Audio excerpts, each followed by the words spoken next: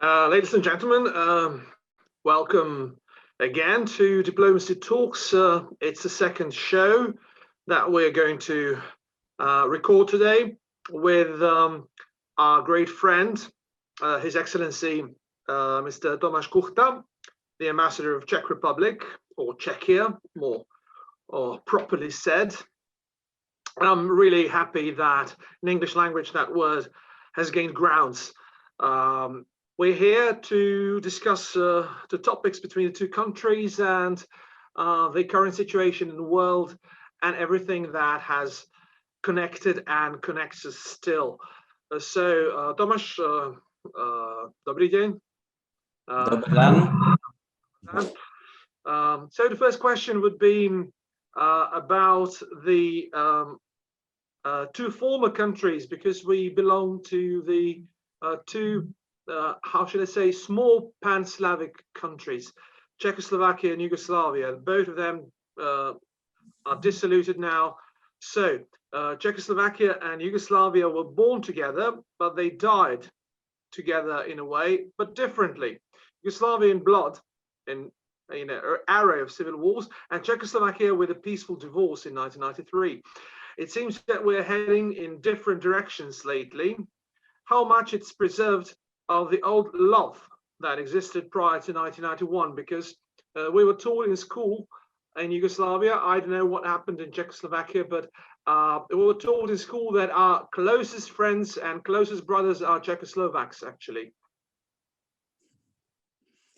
Yes, good morning, everybody. Thank you very much for invitation to this new program or platform. It's very nice to have the opportunity to exchange some views and opinions also this way. So I wish success to this diplomacy and commerce platform. And regarding your question, I would like to say that our bilateral relations in every respect have always been very intense and friendly feelings of let's say Czechs towards the Serbs are firmly rooted in our emotional setup. The Czechs will never forget the support they got from the Serbs after the invasion of the 5 armies of the Warsaw Pact in August 1968.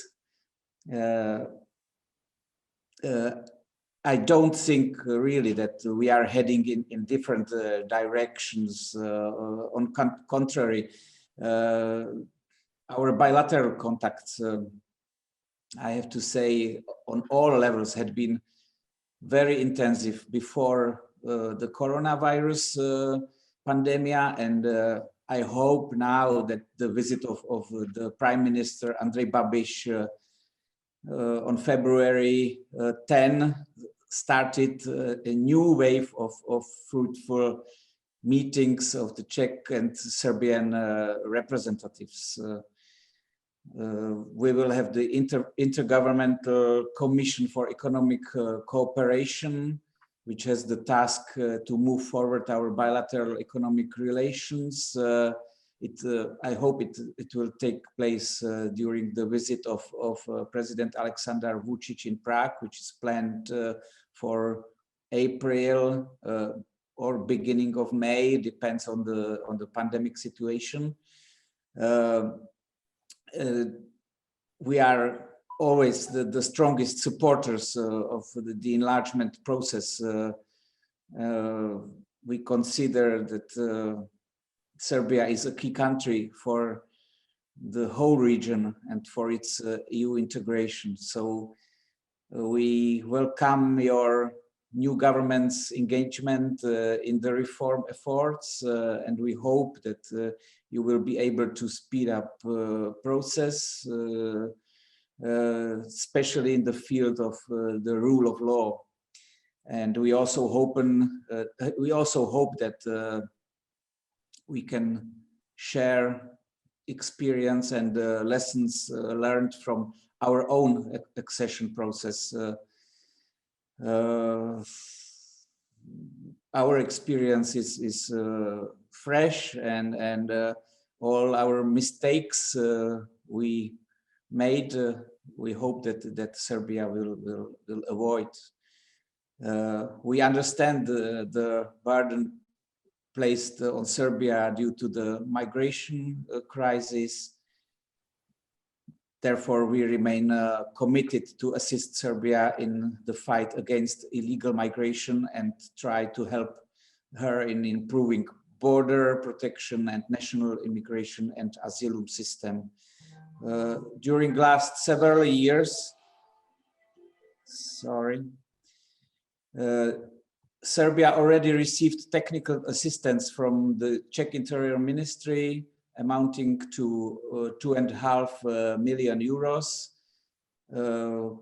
Quite a high number of Czech police officers in 28 contingents have been deployed for additional protection of Serbian borders over the last several years. And we are ready to support your efforts further. So we are planning a visit of our Minister of Foreign Affairs for the end of March. He will be accompanied by the delegation of businessmen if the pandemic situation allows. We are planning the visit of your Minister of Telecommunication and Commerce to Prague, and also in the second half of March, and a lot of other activities. So I would say that the relations never been as intensive and good as it is today. Great. I hope we will not make our own mistakes during the process of accession, and that we'll avoid the Czech mistakes. But you know, the situation changed, unfortunately, from the 90s and from the 2004. Now it's a little bit more pessimistic in this process of enlargement. So let's hope that it's going to happen soon, and that's going to be more smoothly than now. So the second question is, Czechia has become the richest country in former Eastern Europe. That's very good news for Czechia, and the IMF is projecting that in 2024 it will be richer than Italy, almost as rich as Spain, and it is already richer than Greece and Portugal. It's richer than Slovenia. Of course, Slovenia was the richest country in 1991, when all the countries, 1992, when all the countries became pretty much independent. Slovenia and then Croatia were at the head, at the front, and on the top. But now Czechia is clearly the richest one, and it sounds impressive. Tell me how the Czechs feel about that.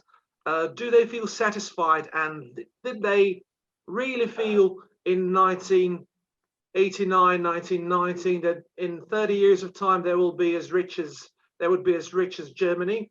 Are they disappointed with this not being equal with Germany, or they are really satisfied with being much richer than in 1990 and surpassing all the countries that I mentioned?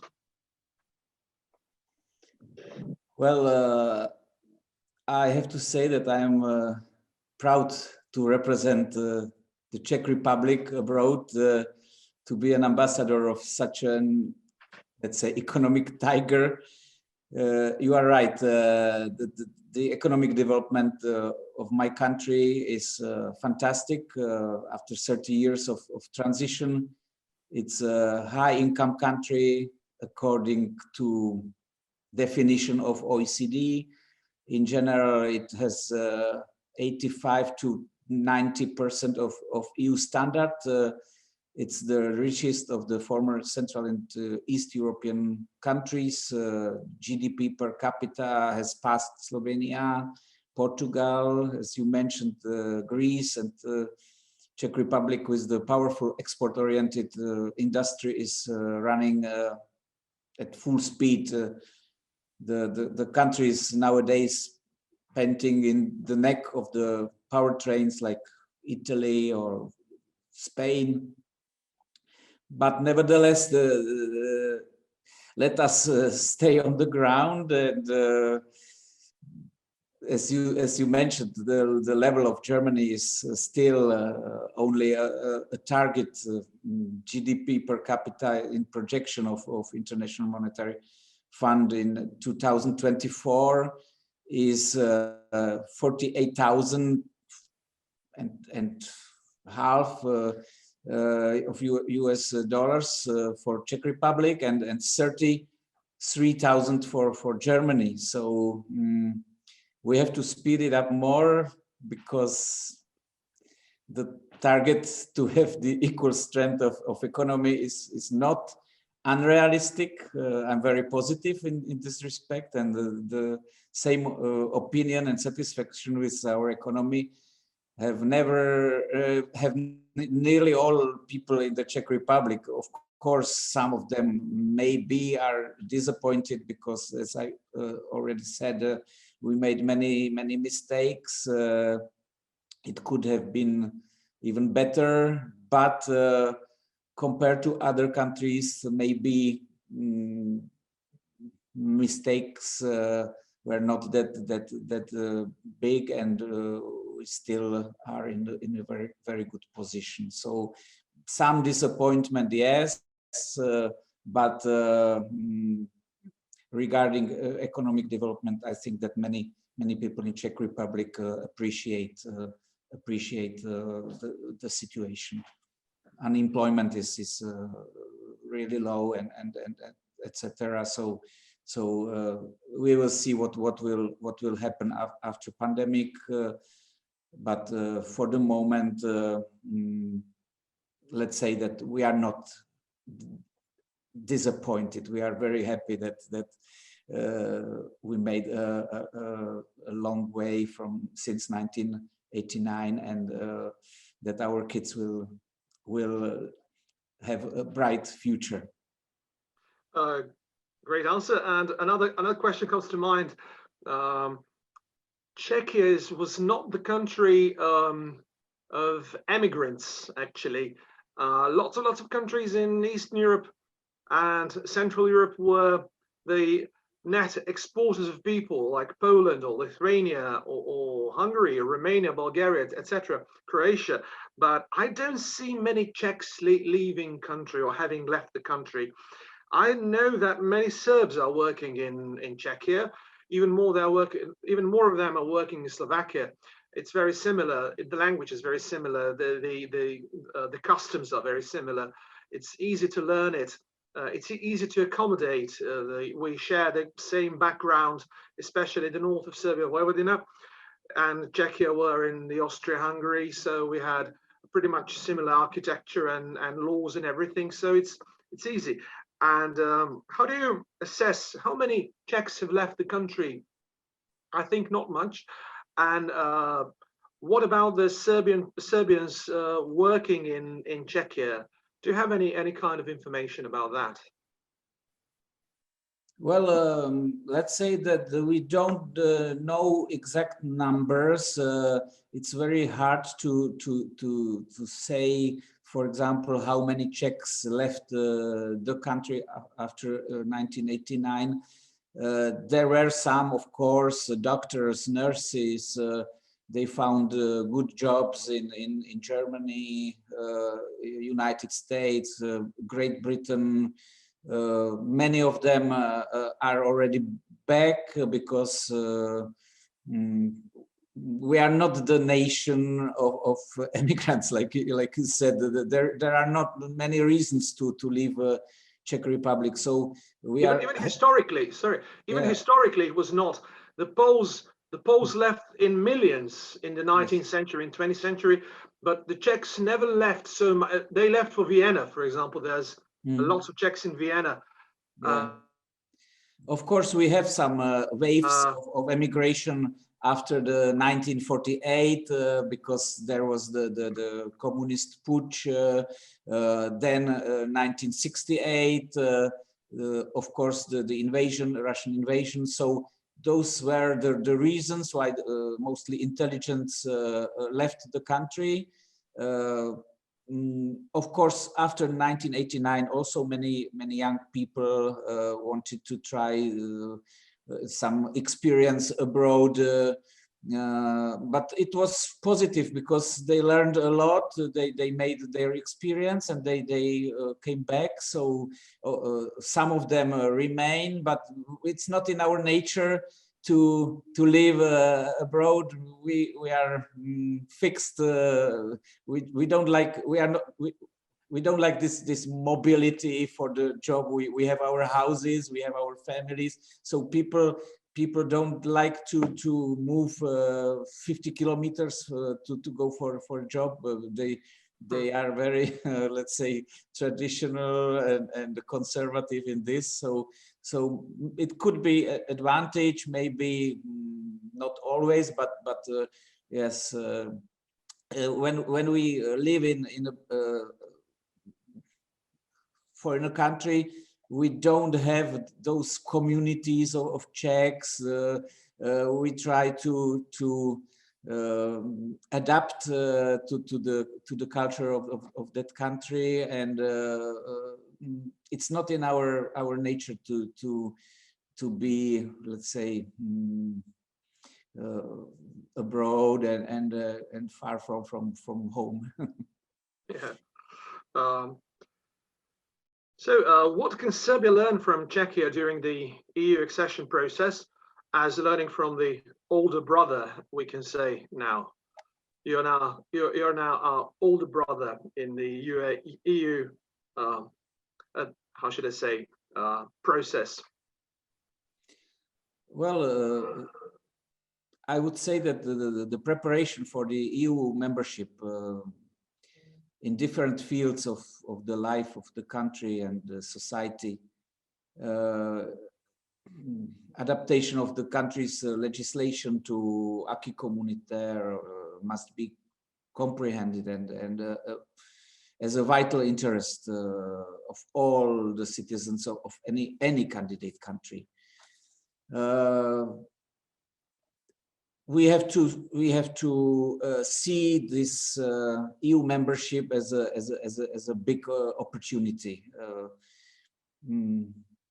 Serbia as a country has a great potential.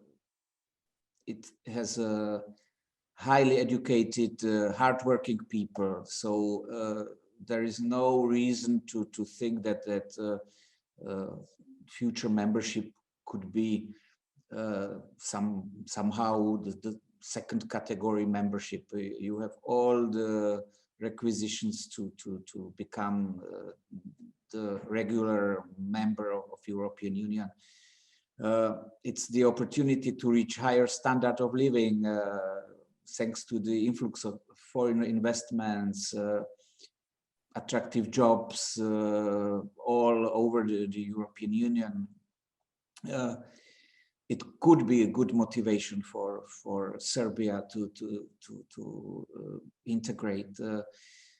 Czech Republic, thanks to the membership in the European Union, for sure has the lowest unemployment ever, and we managed to maximize the benefits, not just thanks to obtaining subsidies from the European funds, but also thanks to the fact that the single market was available, especially in the years immediately following our accession. During the first 15 years of our EU membership between 2004 and 2018, the net income from EU funds totaled nearly 29 billion euros. We have never been as rich as we are today, but it's not the only change caused by the EU membership. We have managed to get rid of the greatest part of our unpleasant communist burden, heritage. The rule of law is uncomparatively better. Human rights of every citizen are protected by functioning laws. Let's say functioning laws. The courts decide on the basis of the laws. Media are free, etc., etc. So bilateral relations with our neighbors have never been better. As you know, a quarter century ago, the Czech Republic and other Visegrad countries were in a similar situation as Serbia and other Western Balkan countries today, eager to join the European family of prosperous, peaceful and democratic states. And since our principal goals were the same, we decided to team up together and teamed up in Visegrad group, quite a successful regional initiative. By the way, just a few days ago, we have commemorated 30 years of its existence.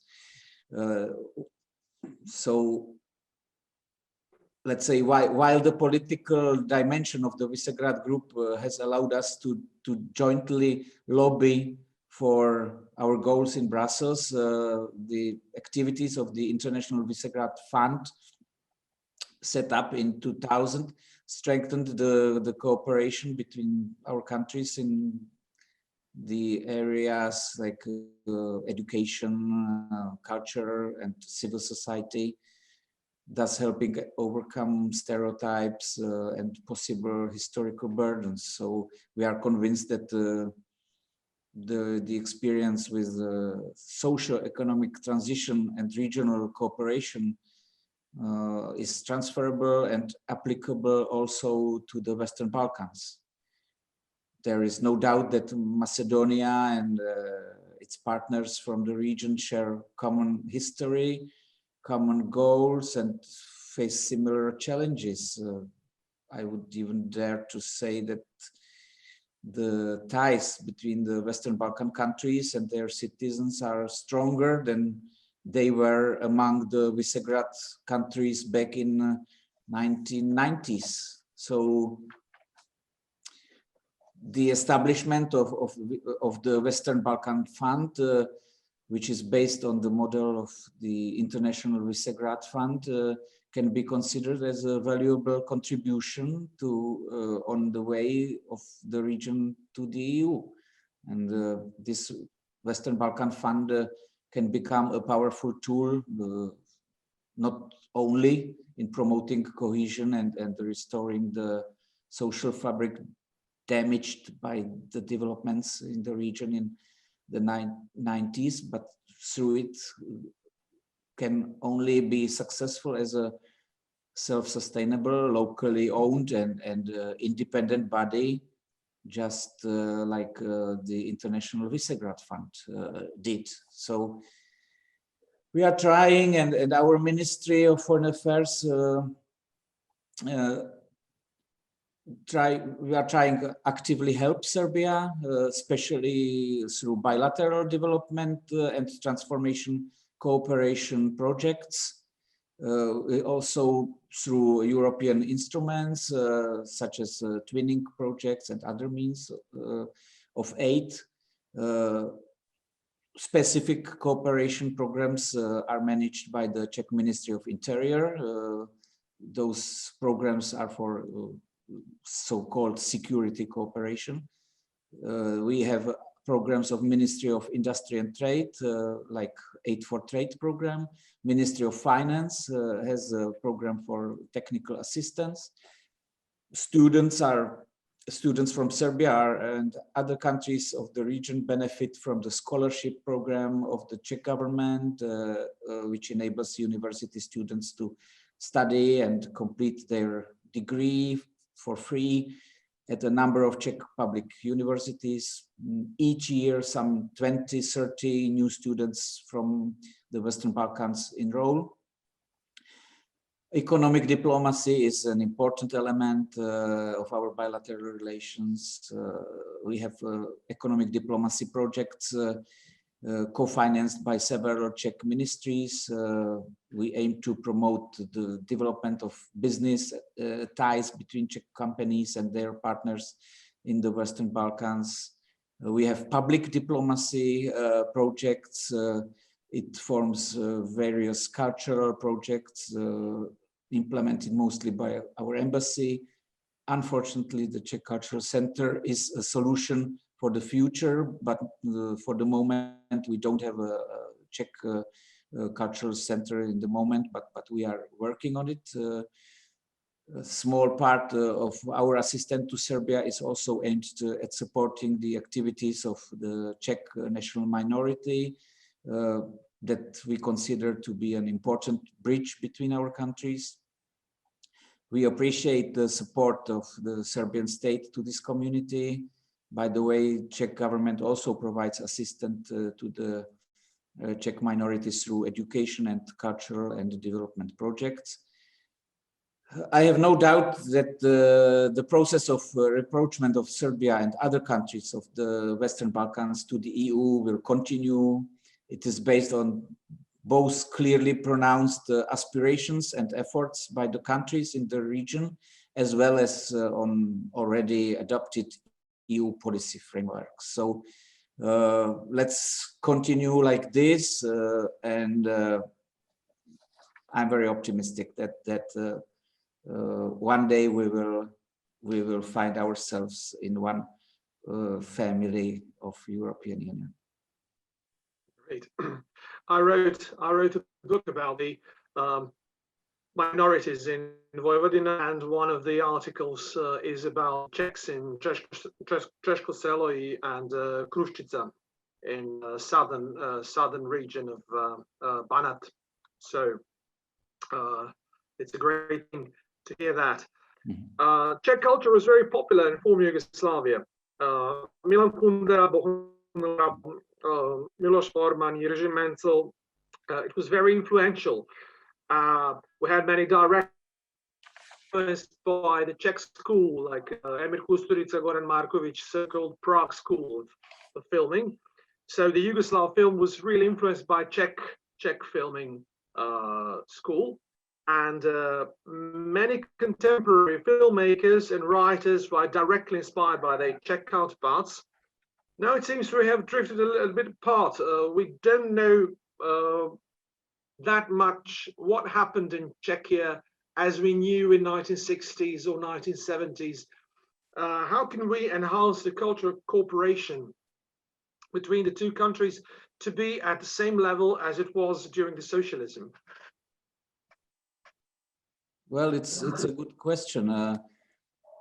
Of course, we are having a lot of cultural programs.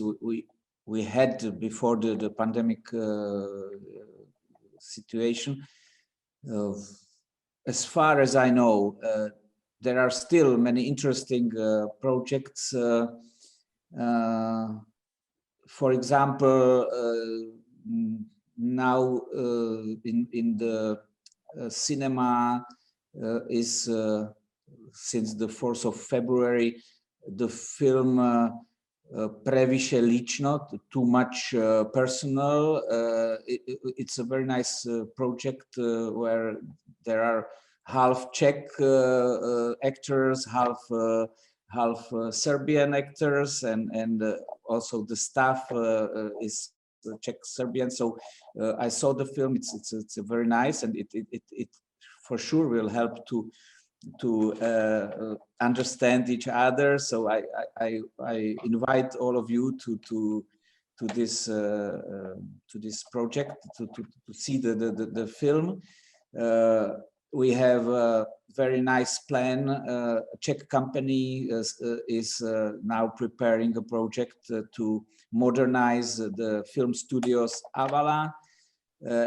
It's not only about the studios and about the buildings, but it's a very comprehensive project where this Czech company wants to bring back the art of filming with Czech experience, Czech know-how. They want to open some school for technicians and for the staff of film studios, so that the famous Yugoslav film will be back, will produce nice and expensive films, and of course it could be very useful also for filmmakers from abroad. We have the same experience in Czech Republic, that our film studios attracted many foreigner filmmakers, not only from United States but also from South Korea, Japan, and it has very nice positive effects. For example, not only income from the producers of the film, but also it's income of tourists coming from South Korea to see the places where the film was shot, and it's 1 million of tourists coming, of course, before the pandemic situation, to the places where their favorite series or their favorite film were shot. So those are small steps, but very important steps. How to make again the Yugoslavian film big again, great again, and the same how to understand each other, how to explore new possibilities. And I'm very happy that I can assist and promote this kind of cooperation. Fantastic. How do you assess the economic cooperation between the two countries? Well, the Czech Republic is currently one of the very prosperous European countries with developed industrial production, construction, transport, infrastructure, etc. So we are a country like Serbia, whose macroeconomics is significantly influenced mainly by foreign trade and domestic consumption. In this regard, I see a number of options that can be beneficial for entrepreneurs and companies in both countries. Foreign trade statistics show that bilateral trade between Czech Republic and Serbia has been on an upward trend in recent years. Total turnover increased by 185% since 2010, of which exports from Czech Republic by more than 140%, and imports from Serbia even by 260%. So we expect this development to continue in the coming years. And Serbia is nowadays a very attractive investment country for our companies. I'm proud to say that the Czech Republic even became one of the most important foreign investors in Serbia. The biggest investment is probably acquisition of the company Telenor, the largest communication operator in Serbia, which also entered into the first fully mobile commercial bank, this investor, Czech investor, the Telenor Bank. Then I wish to mention the company Matoni, 1873, which successfully completed the purchase of the leading Serbian producer of mineral waters and soft drinks, Kňaz Miloš. Furthermore, there are many others, and the spectrum of the Czech investment to Serbia is really remarkably wide. Some of the latest investments are, for example, establishing the chain of pharmacies, Dr. Max, with a strong market share, not only in Belgrade, but also in some other big cities of Serbia.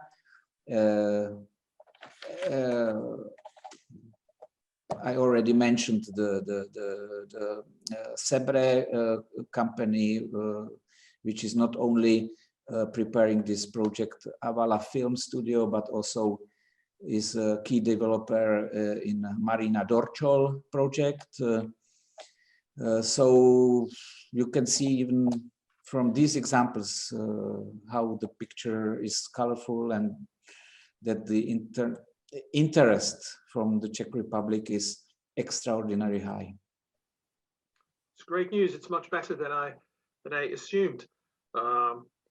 How could we boost the brands of Serbia in Czechia and Czechia in Serbia? Because I believe that the Czechs know Croatia much better because they go to the summer holidays to the Adriatic Sea, maybe Montenegro, maybe Slovenia. But I hope one day the Czech tourists will come to Serbia, to Exit Festival, to Belgrade, to all the natural wonders like some other tourists from some other countries. And I hope that Serbian tourists will get to know Czechia much better, because one of my first excursions in my life was to Prague and Brno and Karlovy Vary, and I can still consider Prague to be the most beautiful city in the world. And I've traveled quite a lot of the world, so I have to say. So how can we do something to boost the brands and brand awareness of each other's countries? Well, we are working on it every day. I'm very happy that we have so many Serbian tourists in Czech Republic, not only Prague, but also other cities like Brno, well known also for Brno trade fairs and Brno circuit for the MotoGP. There are many spas, nice places to discover. I'm sure that Czechs will also discover Serbia very soon. Traditionally, they always go to Croatia because of the sea, but there are more and more tourists who are trying to explore virgin nature, forests, spas, the thermal springs, and all the beauties of Serbia. There are many tours, organized tours of bicycle tourists who visit, for example, Vojvodina. They visit our Czech minority. They make bicycle tours around. So we are trying to support, to inform our people about the possibilities. 3 weeks ago, I visited Zlatibor, for example. It's a very nice place. Tara National Park. I see big potential. I see so many investments there to the different, not only accommodation facilities, but also sport facilities. It could be a very nice opportunity for Czech sport clubs to organize some 2-week training programs in Zlatibor, thanks to the stadiums, thanks to the swimming pools, and we will discuss about it with the president of Čajetina and the director of the Zlatibor tourism agency. We have meeting next week. So we are working on it and trying to help, because it's also in our interest that Czech investors, for example, modernize some spa spots. There are incentives prepared by the Serbian government. So I see it as a big opportunity, and for the future we have many work to be done. Yes, you have a lot of experience in spas.